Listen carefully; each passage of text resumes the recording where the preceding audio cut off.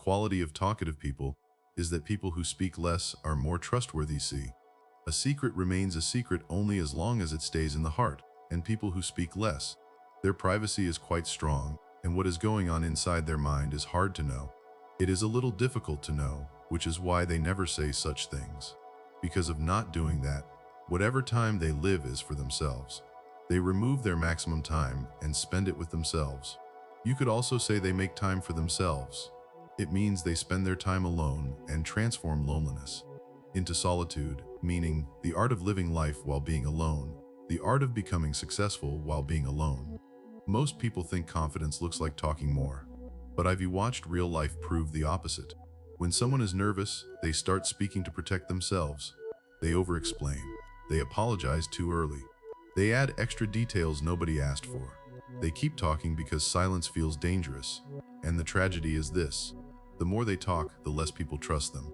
Not because they were wrong, because they sound unsure, because their words start to feel like a shield, not a signal. Here's the harsh truth most adults don't want to hear. Sometimes you don't need better communication. You need better restraint.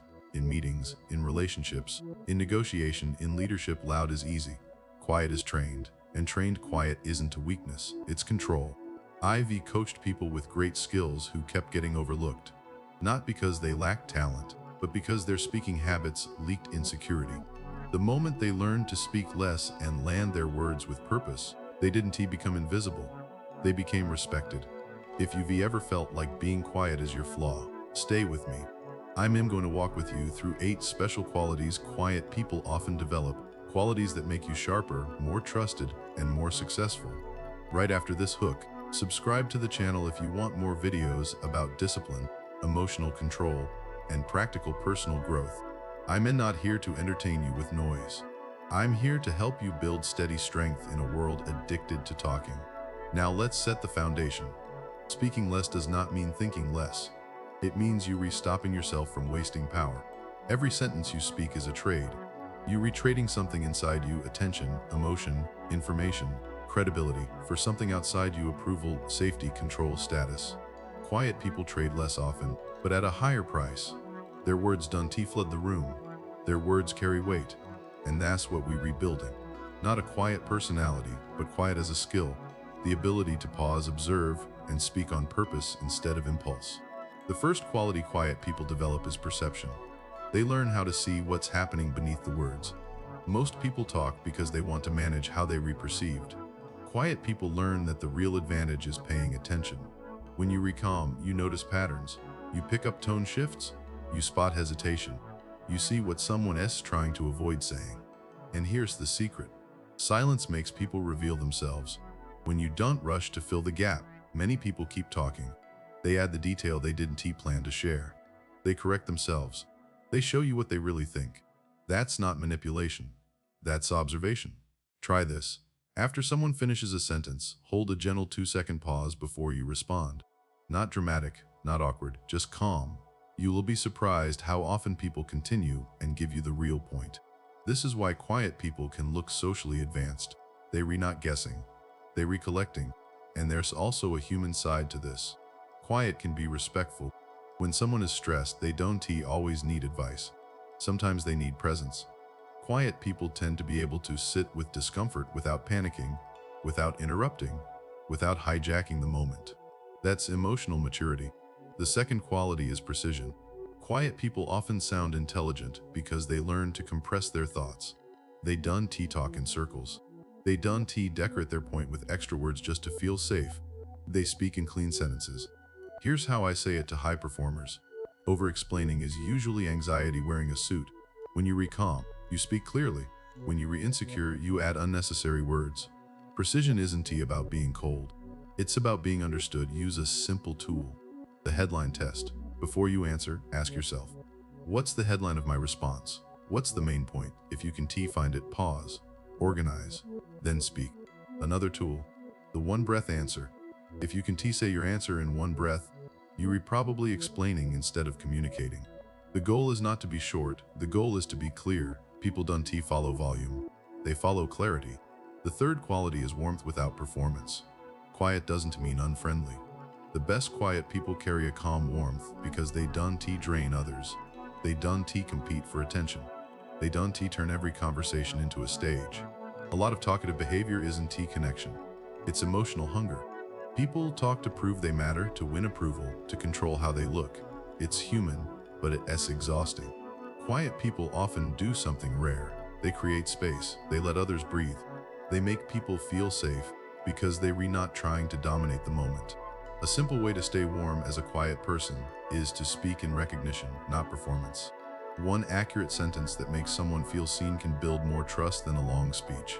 You can say, "That sounds heavy." You can say, "I can tell you've been thinking about this." You can say, "That makes sense given what you've dealt with." Then stop, let it sit. Warmth doesn't need extra explanation. When you combine perception, precision, and warmth, you become someone who feels calm, sharp, and safe. That combination is rare and powerful.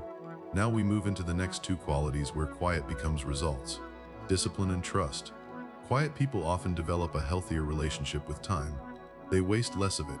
In modern life, talking isn't just conversation. It's constant messaging, reacting, commenting, explaining your opinions, venting, defending, performing. It feels like participation, but it often becomes a substitute for building anything. Quiet people have an advantage because they don't need constant stimulation to feel alive. They can sit down and do the work without announcing it. That's why they can look lucky later. Their success seems to show up, but it was built in silence.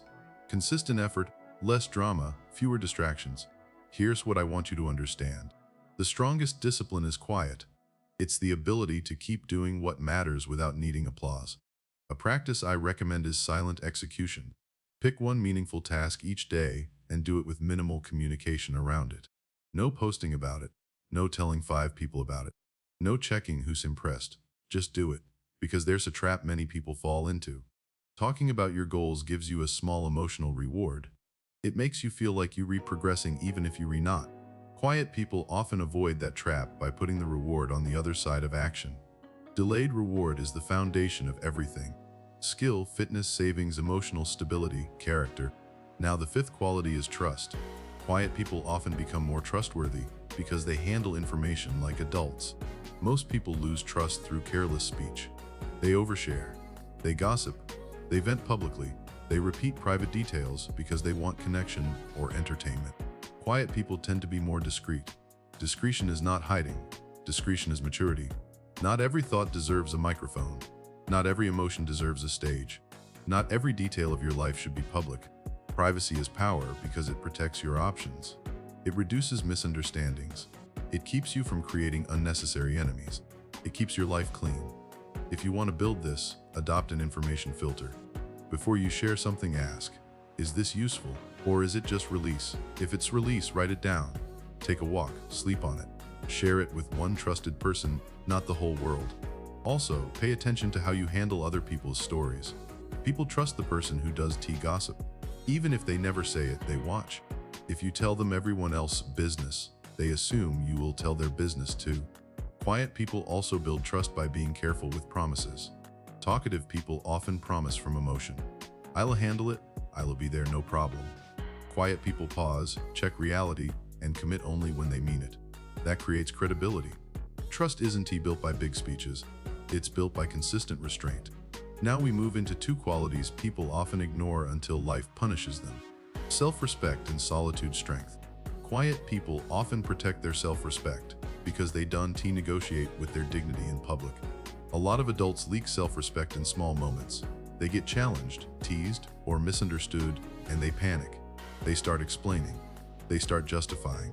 They start trying to win someone over who doesn't deserve that effort. That's how dignity slips away. Not in dramatic failures, but in social overreaction. Quiet people tend to avoid this because they don't treat silence as an emergency. They can tolerate being misunderstood for a moment. They can tolerate discomfort without rushing to fix it. That looks like confidence, even when it's simply self-control. A boundary is not always a loud no. Sometimes a boundary is a calm pause and a short sentence. When you repressure to speak, you can say, "Let me think about that." When someone tries to provoke you, you can say, "I hear you." When you re-ask to reveal something you don't want to share, you can say, "I'm not ready to talk about that." Then stop. Don't defend your boundary with extra words. That's the mistake many people make. They set a boundary, apologize for it, explain it, then negotiate it away. Quiet people keep boundaries clean. That's why people respect them. Now solitude. Many people fear being alone, not because they hate quiet, but because quiet forces them to face themselves. Without distraction, you meet your thoughts, your regrets, your fears, your identity. Some people escape that by staying constantly busy and constantly connected. They talk because silence feels like judgment. Quiet people often learn to turn loneliness into solitude. Solitude is not sadness. Solitude is strength. Solitude means you can be with yourself without needing to escape. That ability builds a stable identity. And when your identity is stable, you stop begging the world to validate you. You stop needing to win every conversation. You stop needing to prove you re-smart. You stop needing to talk your way into worth. Quiet people reflect more. They develop an inner compass. They know what matters long term. That's why they can stay calm when others get pulled into drama. A simple daily solitude practice is a 5-minute check-in. No phone. Ask yourself questions most people avoid. What am I avoiding because it's uncomfortable? What decision am I delaying even though I already know the answer? What habit is silently stealing my future? What would I need to stop doing to become who I want to be? Quiet people have the space to ask these questions. That space becomes direction. Now we tie it all together with the final quality. Calm power. The 8th quality is calm. Calm is not soft. Calm is control. Most conflict is not caused by big betrayals. It's caused by small careless words. Sarcasm, defensive comments, jokes that cut, promises made in emotion and broken later. Quiet people reduce conflict by reducing careless output. They don't need the last word. They don't need to react instantly. They can pause, breathe, and choose. That is calm power. And calm power does more than give you peace. It gives you leverage. When everyone around you is reactive, the person who stays steady becomes a leader without begging for it. Now let's make this practical. If you want quiet strength, you don't have to change your personality. You have to change your habits. Here's a 1-week plan that trains your nervous system and your speech. Start with the 2-second pause. In conversations, let a short pause exist before you answer. Train yourself to stop panicking in silence. Then practice 1-breath answers. Say what you mean cleanly. If your point needs a long explanation, organize it first, then speak. Next, watch your self-defense habit. Notice how often you explain yourself when nobody asked. Replace it with a calm sentence. That's fair, or I hear you, or I will think about it, then stop. Add silent execution. Each day, do one meaningful task without announcing it. Train your brain to get satisfaction from progress, not attention. Practice confidentiality. Don't share other people's private stories. Become the person who doesn't leak. You will feel your credibility rise. Give yourself solitude. Even 15 minutes without your phone. Walk, journal, sit. The goal is not comfort. The goal is tolerance for quiet. Finally, speak with intention. Before you speak, ask, is it true? Is it necessary? Is it useful? Is it kind? If it doesn't meet at least 2, let it go. Do this for a week and you will notice something. You'll speak less, but your words will matter more. You will feel calmer, but more confident. You will stop chasing respect and start attracting it. Because the real lesson is not be quiet. The lesson is that your life improves when your words become intentional. Quiet people don't speak less because they have nothing. They speak less because they refuse to waste what they have. They listen to learn. They speak to move things forward. They protect privacy to protect power. They hold self-respect by refusing to negotiate with impulse. They choose solitude to build identity. They stay calm to stay in control. And they live by an old rule that still wins in every era. Your actions speak louder than your words.